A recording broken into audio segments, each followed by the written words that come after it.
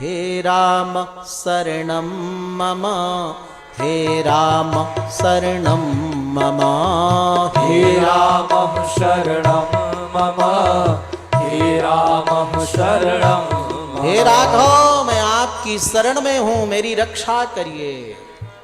ऐसा प्रभु राम के चरणों में डूबे भरतलाल जी को पता न चला भोजन कब आया कब ले गए। शाम हो गई, भोजन आया फिर वापस गया। अर्धरात्रि में भरद्वाज ऋषि स्वयं उपस्थित हुए।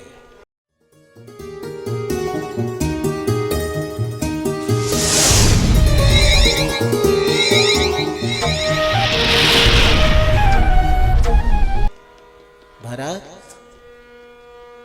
हाँ भगवान, आपने कुछ ग्रहण नहीं किया, थोड़ा जल ग्रहण कर लो, फल ग्रहण कर लो, अन्न ग्रहण, शरीर कैसे चलेगा? क्षमा करिए गुरुदेव, जब तक मैं प्रभु का दर्शन न पालूंगा, अनुनय विनय प्रार्थना कर अयोध्या वापस न ले आऊंगा, तब तक मेरी आत्मा को शांति न मिलेगी, तब तक मैं अन्न जल ग्रहण नहीं करूंगा। सुबह हुआ, श्री भरतलाल जी भरद्वाज ऋषि के चरणों में प्रणाम कर जैसे चले चित्रकूट की ओर, तो विविध सुविधाओं में डूबे हुए जितने राम भक्त थे उस सब ने देखा रे भरतलाल जी उधर जा रहे हैं, तो उनके पीछे पीछे सब पुनः चित्रकूट की ओर चल पड़े।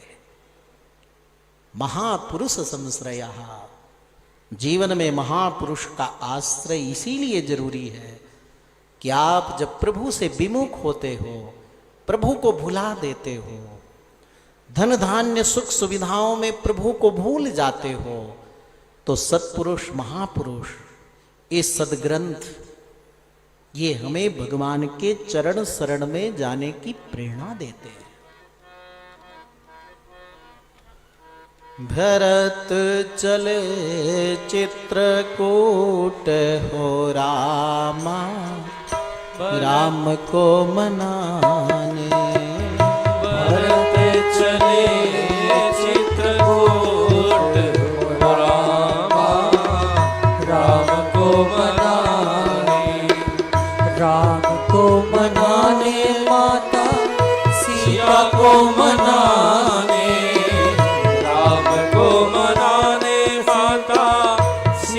को मनाने भरत चले चित्रकूट हो रामा, राम को मनाने। भरत चले चित्रकूट हो रामा, राम को मनाने। तन पुलकित सजल नयन भरन, सिर पे लसे जटाजूट हो रामा, राम को मनाने। सिर पे लसे जटाजूट हो रामा, राम को मनाने।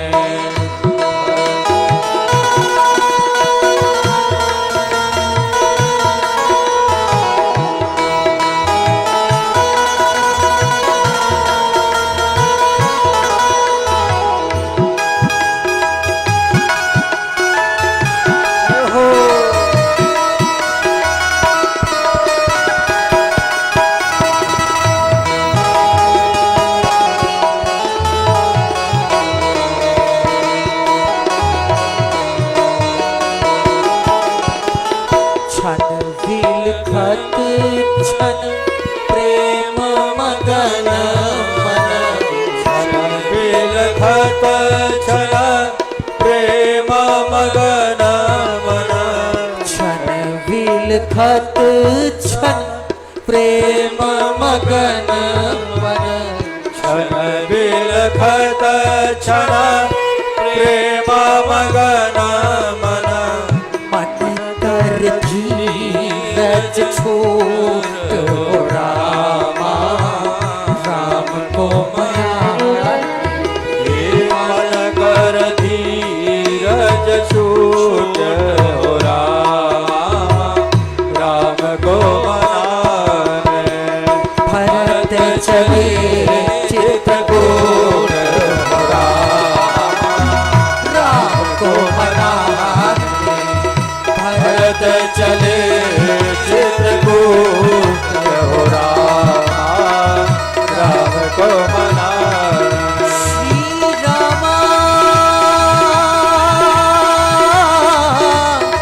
हो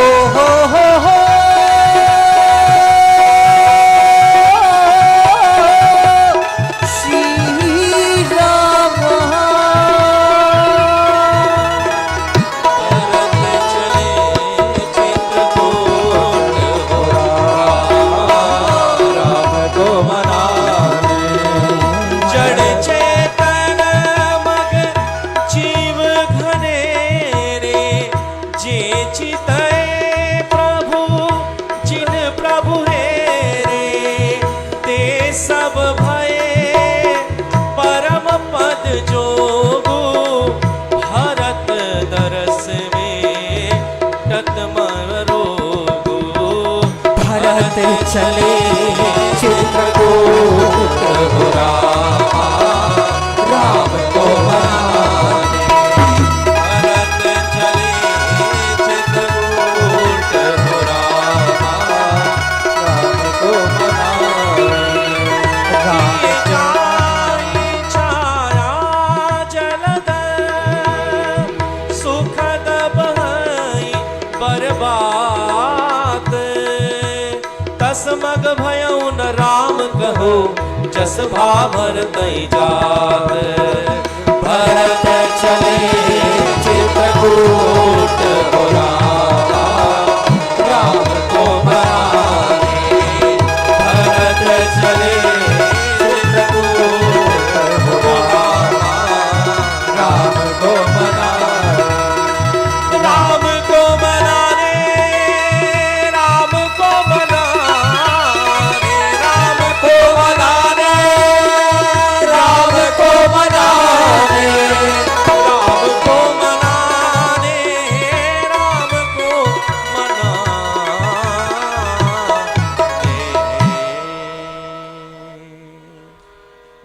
भरतलाल प्रभु राम की सेवा में दर्शन के लिए शरणागति के लिए चले हैं। प्रकृति भी सेवा में लग गई। जहां जहां भरतलाल जी पधारते वहां मेघ छाया करते, पृथ्वी कोमल होती, शीतल होती, वहां तृण जम जाते।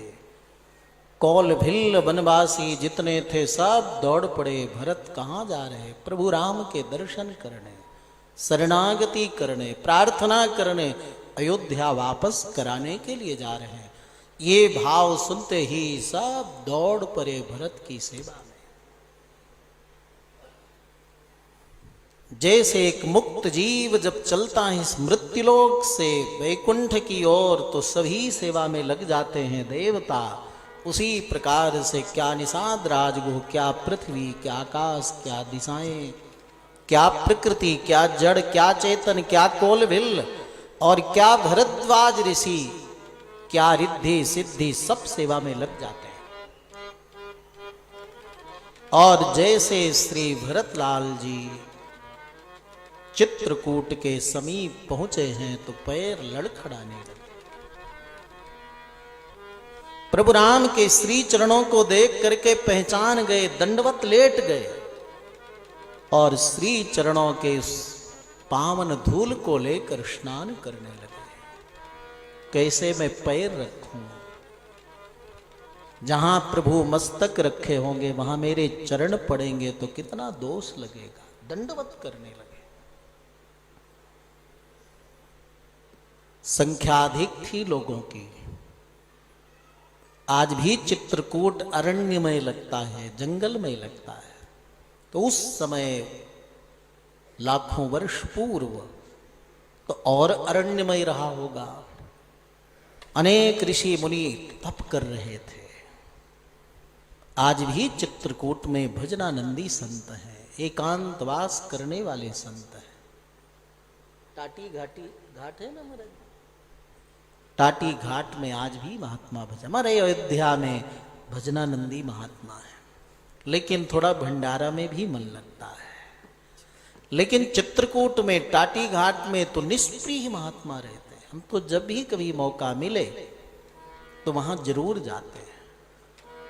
चित्रकूट में कथा हुई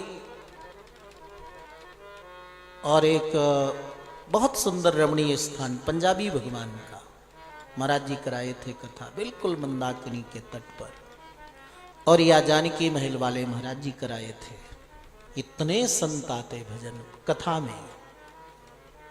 एक बार तो भागवत कथा चल रही थी, जड़ भरत जी का प्रसंग चल रहा था, तो एक संत आए, नाम तो स्मरण नहीं आ रहा, बड़े वृद्ध थे, बहुत भजनानंदी, बोले हम ही तो हैं जड़ भरत, हम आ गए जड़ भरत, साक्षात जड़ भरत जी जैसे। तो टाटी घाटी में जब घाट में जब जाते हैं, वहां बहुत महात्मा सामान्य पर्ण कुटीर बना करके, करीब पैदल चलना पड़ता है 3-4 किलोमीटर अंदर। एक बार तो ऐसे संत मिले, आधी पर्ण कुटीर उनकी जली हुई थी और बेल रखे थे कुछ 10-20 ठो, तखत रखी थी एक छोटी सी। हमने कहा महाराज यहां तो कोई आता नहीं होगा, तो आप भोजन कैसे करते हैं? तो बोले महाराज जी है ना बेल। हम कहा बेल कितने दिन चलेंगे? बिल्कुल परमहंस वृत्ति में, बिखरे हुए बाल, और सबसे बड़ी उनकी विशेषता थी कि उनके नेत्र नहीं मिल रहे थे, ऊपर चढ़े हुए थे।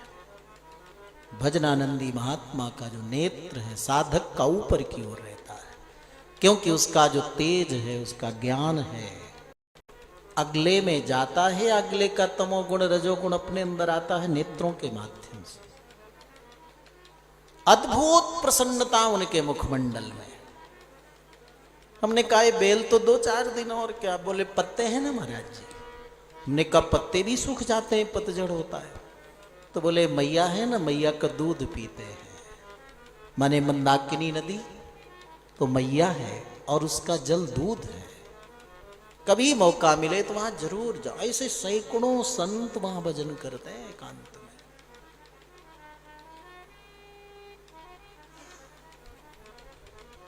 भरतलाल जी के साथ अधिक संख्या होने के कारण चित्रकूट वन में उन ऋषियों के मध्य में निर्भय विचरण करने वाले अनेक मृग पशु पक्षी, उनको असहजता मालूम पड़ी।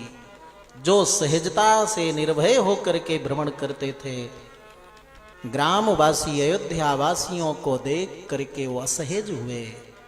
प्रभु राम ने लक्ष्मण से कहा देखो ये तो ऋषियों का निवास है, यहाँ शिकार पशुओं का करना निषिद्ध है, फिर भी कोई अनजान व्यक्ति आकर जरूर शिकार कर रहा होगा, तभी ये पशु पक्षी ऐसे असहज होकर के भाग रहे हैं, उसको रोकना है। देखो कौन है?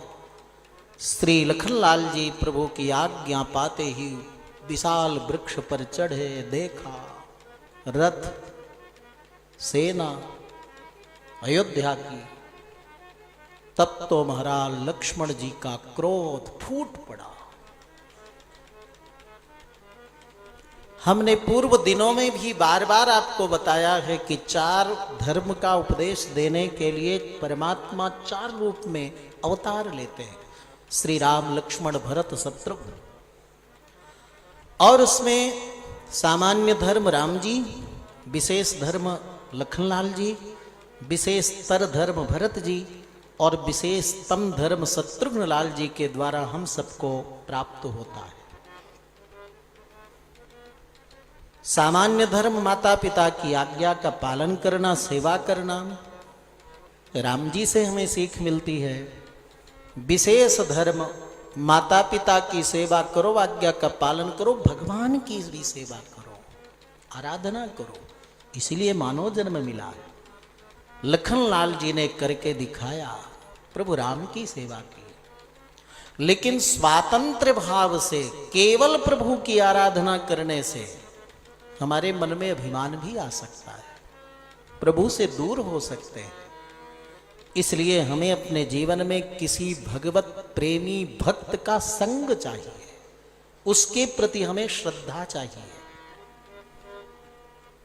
अथवा भगवान के प्रति अचिदवत भाव का हमें पारतंत्र चाहिए। कैसा सेवक? अचिदवत। कल जैसे हम लोग बैठे थे ना, बड़े महाराज जी की, बहुत सरल संत थे महाराज जी, द्वितीय पीठ पर। हमने तो अपने आंखों से बड़े महाराज जी के समय कई बार दर्शन किया, बिल्कुल सहज सरल। तो उनकी सेवा में अभी भी है ना, डॉक्टर साहब बोलते हैं, बता रहे थे उमा शंकर जी, तो बोले महाराज जी के पास बैठ जाते थे, बोले महाराज जी हमें मारिए मारिए मारिए, ऐसा भी कहते। कितनी सेवा करते थे, अचिदवत परतंत्र भाव, जहां रख दें जैसे रख दें, वही तो सबसे ऊंचा सेवक है, जो स्वामी के बिल्कुल अनुकूल हो। तो श्री लखनलाल जी प्रभु राम में इतना गाढ़ प्रेम रखते हैं, लेकिन स्वातंत्र हैं उनकी सेवा में। भरतलाल की सेवा प्रभु के प्रति पारतंत्र भाव से है, दोनों में और सरलता से आप समझिए। जैसे माघ महीना हो, ठंडी पड़ रही हो, और आपका सेवक कोई आए, आप उससे कहो भैया गर्म जल ले आओ स्नान करने को, और सेवक स्वतंत्र, नहीं महाराज आपको ठंडे पानी से नहलाऊंगा, ठंडा पानी बर्फ डालकर आपको स्नान कराने लगे, तो वो सेवक अच्छा लगेगा कि जो आपकी आज्ञा मानकर गर्म पानी लाएगा वो अच्छा लगेगा? हाँ? लखनलाल जी ने कहा ना, मैं लौटने वाला नहीं, आपकी सेवा में चलूंगा। इसलिए प्रभु प्रेमातिशय के कारण, स्वातंत्र का पुट लगा हुआ सेवक होने के कारण लखनलाल जी के अंदर वाल आ गया, और लखनलाल जी प्रभु राम से बोल पड़े, अति हो गया। संप्राप्तो अयम वीरम भरतो बध्य एवहि, भरतस्य बधे दोषम नाहम पश्यामि राघव। अति हो गई प्रभु, भरत के मन में पाप है, उस पाप के कारण ही इतनी बड़ी सेना लेकर के आया है। मेरे को आज्ञा दीजिए कि मैं भरत का वध कर दूं, भरत के वध करने में कोई दोष नहीं लगेगा। मेरी बाहुएं शोभा के लिए नहीं, अस्त्र शस्त्र केवल दिखाने के लिए नहीं है। जो क्रोध मैंने महाराज दशरथ पर किया था, कैकेयी जी पर किया था, आज क्रोध मैं भरत के ऊपर उतारूंगा, आप मुझे आज्ञा दीजिए। ये बात सुनते ही करुणा निधान प्रभु राम बोल पड़े, नाहं तत्प्रतिगृहणीयाम भक्ष्यान विसकृतानिव, धर्मम् अर्थं च कामं च पृथ्वीं चापि लक्ष्मण।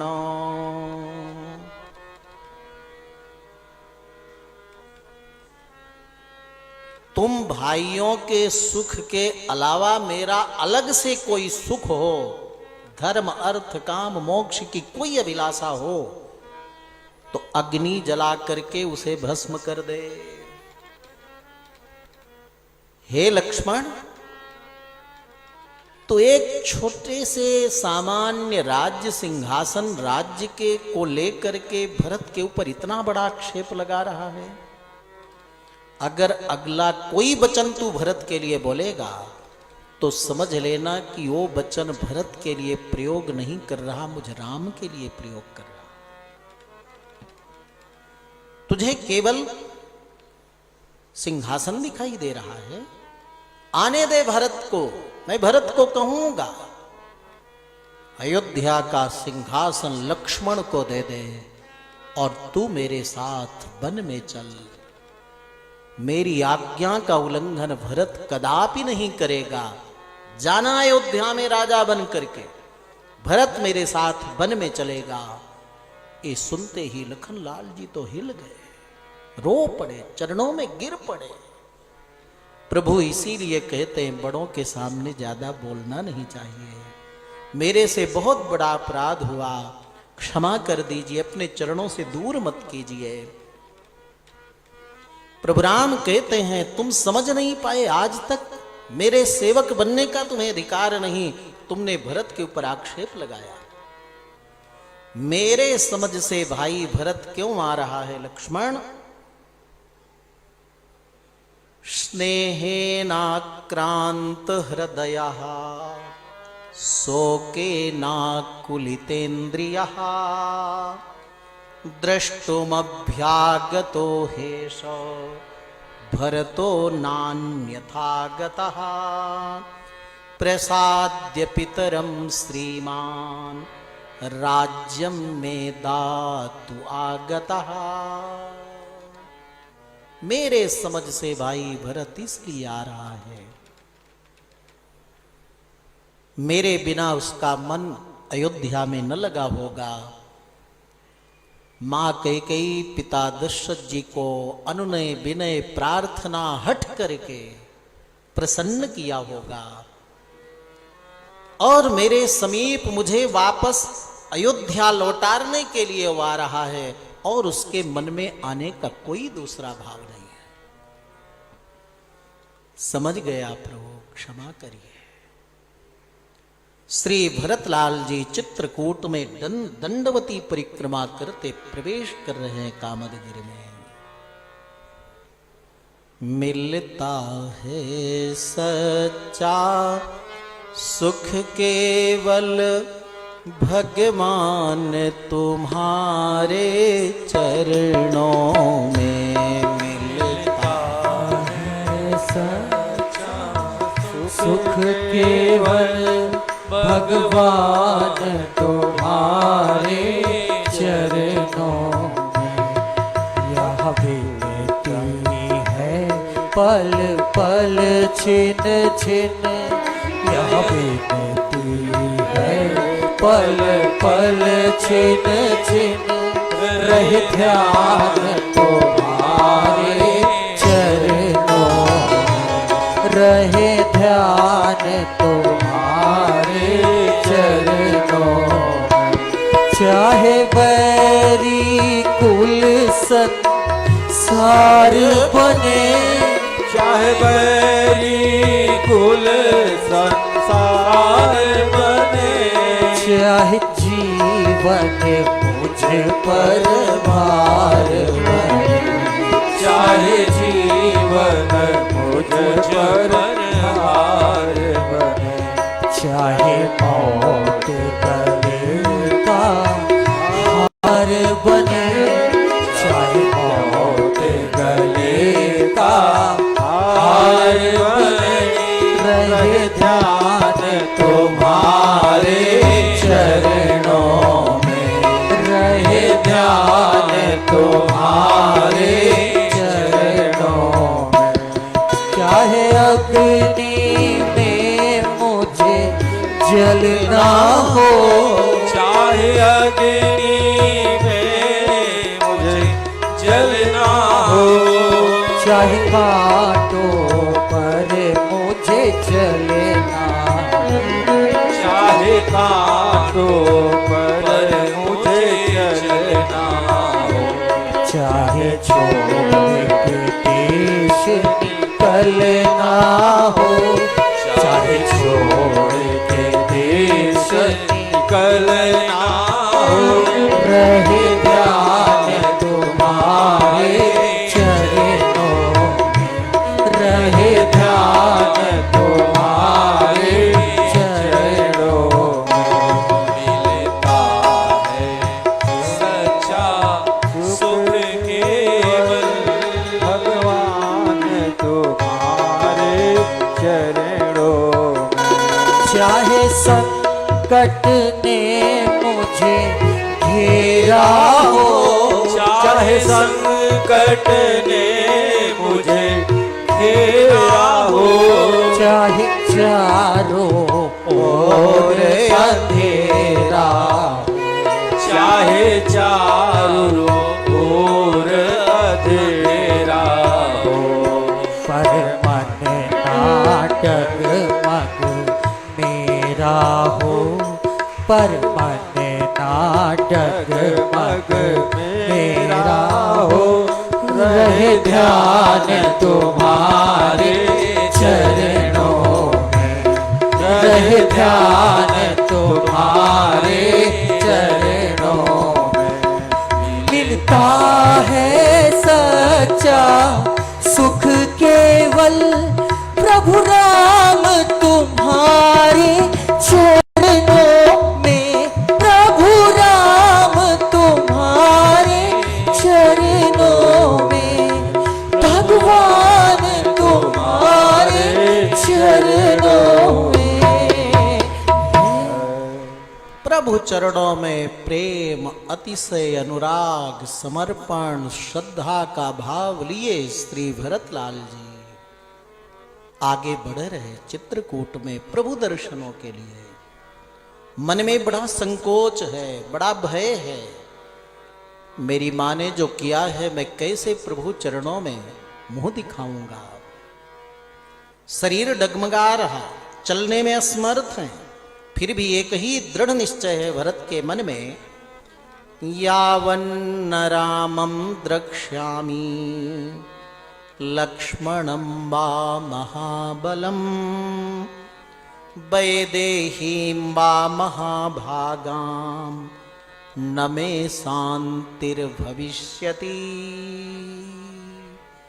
प्रभु के सुंदर गुणों का अनुभव करते हैं भरत कि जब तक उन उदार मना, सुशील, शरणागत रक्षक, जिनके नेत्र कमल दल के समान हैं, मुखारविंद कमल फूल के समान हैं, जिनका हृदय मक्खन से भी कोमल है, जिनके चरणों के दर्शन से समस्त पुरुषार्थ मिल जाते हैं, उन उदार प्रभु के चरणों का जब तक मैं दर्शन नहीं कर लूंगा न मे शांतिर्भविष्यति। भरतलाल चलते चलते आगे बढ़े हैं। देखा कि जिस मार्ग से प्रातःकाल प्रभु राम स्नान करने जाते थे वन है, अंधेरा रहता, तो लखनलाल जी ने रास्ते के लिए कुछ चीर वलकल के टुकड़े बांध दिए थे वृक्षों के डालों में, रास्ते के लिए, समझने के लिए। उन्हीं रास्तों को पकड़कर श्री भरतलाल जी आगे बढ़े हैं। देखा पर्ण कुटीर को, दे दीप्यमान पर्ण कुटीर, जैसे तपस्वियों की तपस्या ही मूर्तिमान होकर विराजमान हो। श्री भरतलाल दौड़ पड़े हैं। प्रभु को दूर से देख करके बड़ी वेदना हुई श्री भरतलाल को, जिन प्रभु को अयोध्या का राजा होना था आज वनवासी होना पड़ा मुझ भरत के कारण। जिन प्रभु को सिंहासन में विराजमान होना था मुझ भरत के कारण आज वो उसके आसन पर बैठे हैं। राजमहल में विराजमान होना था लेकिन मुझ भरत के कारण पर्ण कुटीर में बैठना पड़ा। जिनके चरण पृथ्वी में चलते तो फूल के पंखुड़ी भी चुभती थी, आज उन प्रभु को मुझ भरत के कारण वन वन में कांटों में घूमना पड़ रहा है। जिन मेरे आराध्य प्रभु राम को सुंदर पकवान पाने थे, कंदमूल फल खाना पड़ रहा है। जिन प्रभु राम को छत्र चमर होने चाहिए, आज उनके मस्तक के ऊपर आकाश है। बड़े बड़े योगी मुनि तपस्वी जन जिन प्रभु को अपने हृदय में नहीं देख पाते, बड़ी बड़ी साधना उपासना करके आज मुझ भरत के कारण उन प्रभु को वन वन में भटकना पड़ रहा है। कौल भिल्ल लोग भी उनको देख रहे हैं। माता सीता को कष्ट मेरे कारण हुआ। जिस शरीर में अंगराग लगना था, सुंदर इत्र तेल का अभ्यंगन होना था, मुझ भरत के कारण उन प्रभु राम के मंगल विग्रह में शरीर में धूल लग रही है। जिनको राजसी पोशाक धारण करना था उनको चीर वल्कल धारण करना पड़ा। जिन प्रभु के मस्तक पर रत्न जटित मुकुट होना चाहिए था, मुझ भरत के कारण वो जटाओं का मुकुट धारण करके रखे हैं। प्रभु के इन समस्त कष्टों का कारण मैं भरत हूं, मैं कुटिल हूं। ऐसा कहते हुए भरतलाल जी दौड़ते मूर्छावस्था में प्रभु राम के चरण बिना पकड़े थोड़ी दूर में ही दंडवत जमीन पर गिर पड़ते। श्री भरतलाल को प्रभु राम उठा करके अपने हृदय में लगाते हैं, पर्ण कुटीर पर बैठाते हैं। आज वाल्मीकि जी ने अभूतपूर्व उपमा दी है श्री राम और भरत को चित्रकूट की पर्ण कुटीर में देख करके। ततः सुमंत्रेण गुहेन चैव समीयतु राजसुतावरण्ये दिवाकरश्चैव निशाकरश्च यथांबरे शुक्र बृहस्पतिभ्याम्। अभूतपूर्व उपमा। कभी आकाश से सूर्य और चंद्रमा उतरकर किसी पर्णकुटीर में नहीं बैठ सकते, प्रलय हो जाए। लेकिन ऐसा लग रहा है जैसे आकाश से चंद्रमा सूर्य उतर करके चित्रकूट की पर्णकुटीर में विराजमान हो। अपने त्याग, तप, माता पिता की आज्ञा का पालन, भाई भरत के प्रति त्याग, भाई भरत के लिए सुख देने की लालसा, ऐसे त्याग भावना तपो भावना से युक्त श्री राम तेजस्विता में सूर्य के समान चमकते हुए उस पर्णकुटीर में लग रहे हैं। और अपनी विनम्रता के कारण, प्रभु चरणों में अनुराग के कारण, प्रेम के कारण, समर्पण के कारण, शरणागत भाव के कारण श्री भरतलाल जी चंद्रमा जैसे शीतल, शांत, सरल उस पर्णकुटीर में देख रहे हैं। जैसे राम जी सूर्य हों और भरतलाल चंद्रमा हों, दोनों पर्णकुटीर में विराजमान हों, ऐसा सुंदर अनुभव हमको हो रहा है। ऐसा वाल्मीकि जी कह रहे। प्रभु राम ने भरतलाल जी को देख करके इस अवस्था में कि चीर वल्कल धारण किए हैं, जटा मुकुट धारण किए हैं, तो ऐसे राजनीति की शिक्षा प्रभु राम ने दी है समय सर्ग में। अद्भुत है। ऐसा राजनीति का शास्त्र कोई नहीं जैसा प्रभु राम ने सर्ग में दिया है। कुछ बातों को हम लोग श्रवण करते हैं। भरत, तुम्हें जटा मुकुट चीर वल्कल धारण कर वनवासी होकर आ गए, क्या तुम्हारा राज्य छिन गया है? क्या तुम्हारा राज्य कैसे छिन सकता है? इन बातों के कारण लगता है भरत, तुमने अपना सेनापति कोई कुलीन व्यक्ति को नहीं किया है। कुलीनश्चानुरक्तश्च कच्चित सेनापति कृतः। सेनापति कुलीन होना चाहिए और समर्पित होना चाहिए, नहीं तो सेनापति सेना में भ्रम डाल करके स्वयं राज्य को ग्रहण कर लेता है। क्या ऐसा हुआ है क्या?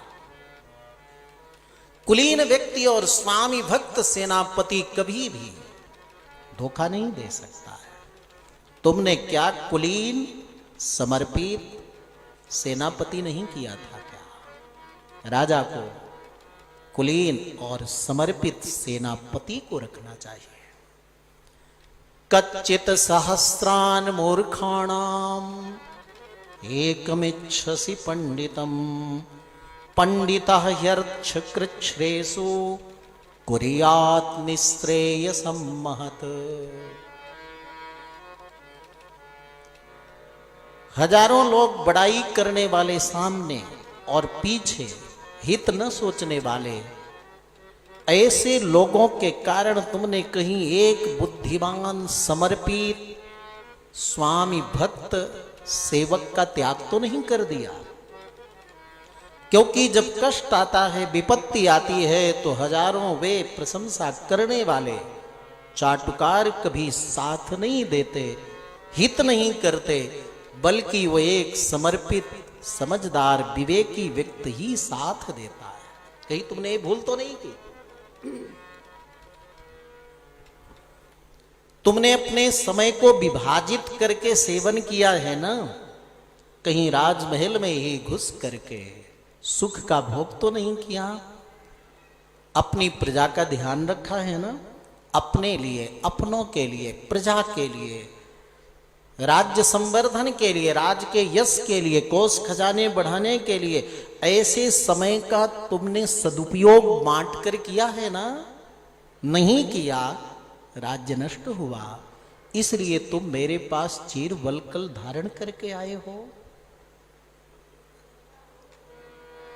आयस्ते विपुलः कच्चित कच्चिदल्पतरो व्ययः अपात्रेषु न ते कच्चित कोसो गच्छति राघव। हे भरत, तुमने बहुत लोगों को बैठाकर कोई गोपनीय मंत्रणा तो नहीं किए, या अकेले कोई महत्वपूर्ण निर्णय तो नहीं लिया। अनेकों के साथ भी निर्णय लेना गलत, क्योंकि कार्य से प्रारंभ होने के पहले ही तुम्हारी गुप्त मंत्रणा जगत में फैल जाती हो और तुम कार्य को संपन्न न कर पाते हो। ऐसा तो नहीं हुआ। यानी राजा को बहुतों के बीच में भी मंत्रणा नहीं करनी चाहिए और अकेले भी निर्णय नहीं लेना चाहिए। कुछ समझदार लोगों के बीच में ही परामर्श और निर्णय लेना चाहिए, और जो हम निर्णय ले वो कार्य होने के पहले किसी को मालूम नहीं होना चाहिए।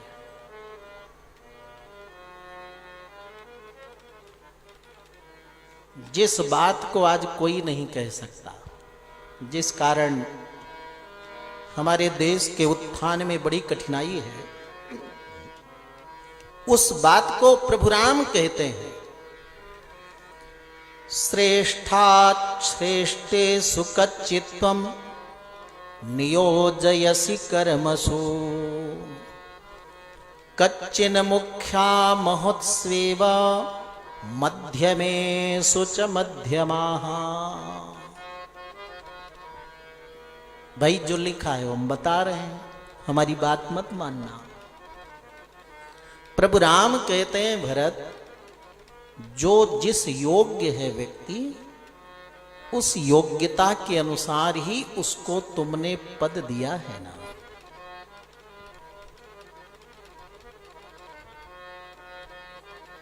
आज तो महाराज मेडिकल लाइन में भी हमें नहीं कर सकते। आज हमारे देश के अच्छे अच्छे पढ़े लिखे योग्य प्रतिभावान बच्चों को मालूम है, कॉलेज में ही विदेश की अच्छी अच्छी संस्थाएं उनको ले लेती हैं और उसकी प्रतिभा का दोहन विदेशों में करते हैं।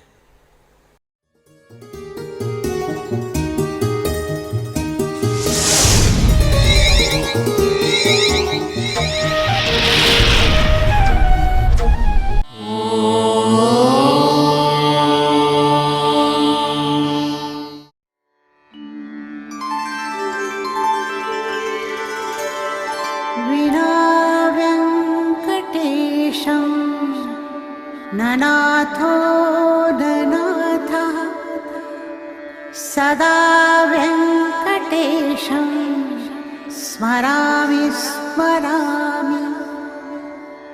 हरे वेङ्कटेश प्रसीद प्रसीद। प्रियं वेङ्कटेश प्रयच्छ प्रयच्छ।